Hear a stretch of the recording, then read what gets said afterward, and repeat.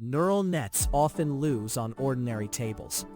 You'll build an XGBoost baseline in Python that is fast, strong, and hard for fancier models to beat.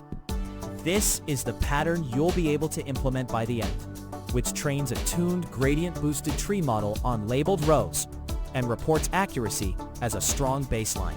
I'm Professor Pi, teaching AI foundations with simple Python. Tabular classification is about predicting a label from row data. Think customer churn, fraud detection, or medical test outcomes. People reach for XGBoost because it handles mixed feature types, missing values, and skewed distributions without a lot of feature engineering.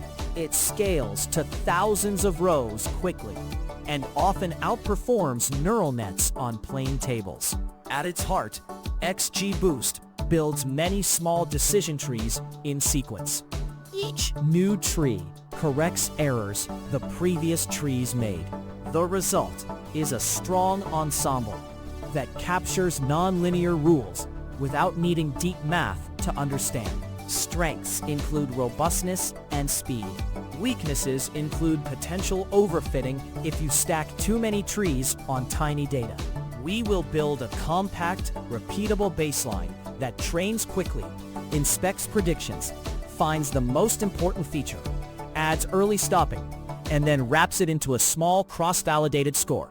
The code will use an intentionally small synthetic dataset, so you can run it on a laptop and see each step clearly before scaling up.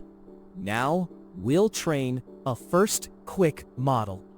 This snippet trains a compact XGBoost classifier and reports a fast baseline accuracy on a small validation split.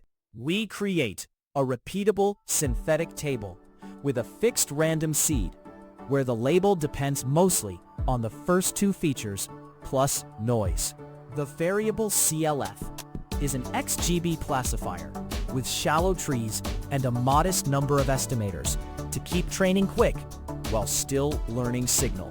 We fit on XTR and predict labels on XVA, then compute accuracy with a simple NumPy mean comparison. Increasing n_estimators, or max depth, usually raises training capacity, but risks overfitting on tiny data. The printed accuracy shows our first measurable baseline to beat. Next, we'll check how confident those predictions are across thresholds. This code evaluates probability quality by computing AUC using XGBoost's predict proba outputs.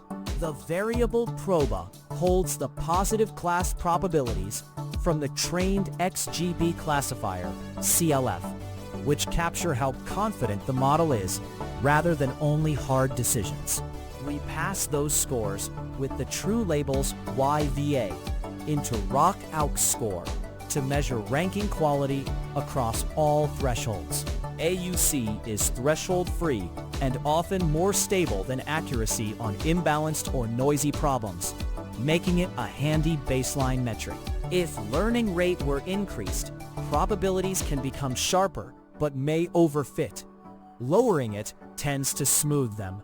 The printed AUC indicates how well scores separate the two classes. Now we'll peek inside the model to see which feature matters most. This example inspects the trained XGBoost model to find the most informative feature by split gain. We call getBooster on the XGB classifier CLF to access the underlying booster. Then getScore with importance type set to gain to retrieve split value improvements per feature. The dictionary imp maps feature names like F0 to their average information gain.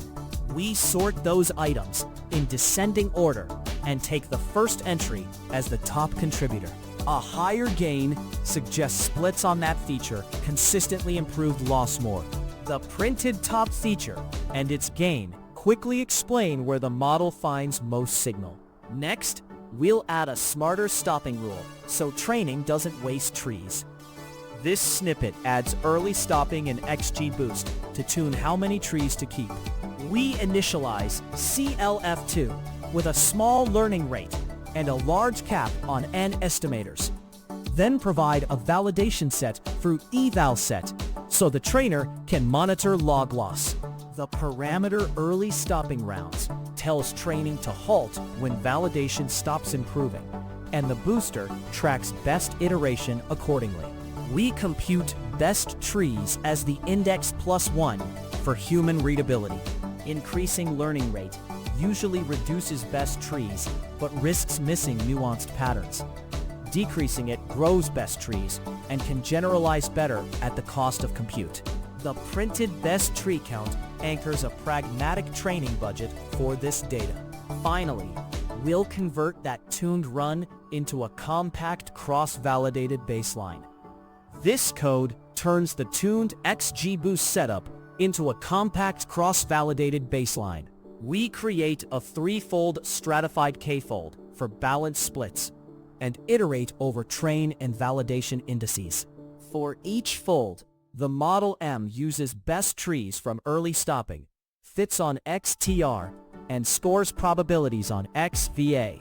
We compute fold AUC with ROC AUC score and average the results into CV AUC for a more reliable estimate than a single split. Raising N splits yields a smoother estimate, but increases runtime. Lowering it speeds up at the cost of variance. The printed mean AUC summarizes baseline performance that's ready to compare against more complex models. To map this toy run to a real project, swap the synthetic table for your production table. Keep the same flow, quick baseline accuracy, AUC for probability quality, feature importance to guide engineers, early stopping to pick a tree budget, and cross-validation for a realistic score. This pattern scales to tens of thousands of rows and gives a repeatable baseline before you invest in heavy model engineering. Recap. XGBoost is an ensemble of small decision trees built sequentially to correct errors. Use it when you have structured row and column data and need a reliable, fast baseline. Caveat: watch tree depth and number of estimators, because overfitting is easy on small or noisy datasets. Next step, tune the learning rate while keeping early stopping in place so you find an efficient trade-off between accuracy and number of trees. If AI Foundations in Python help, subscribe and watch the AI Foundations videos.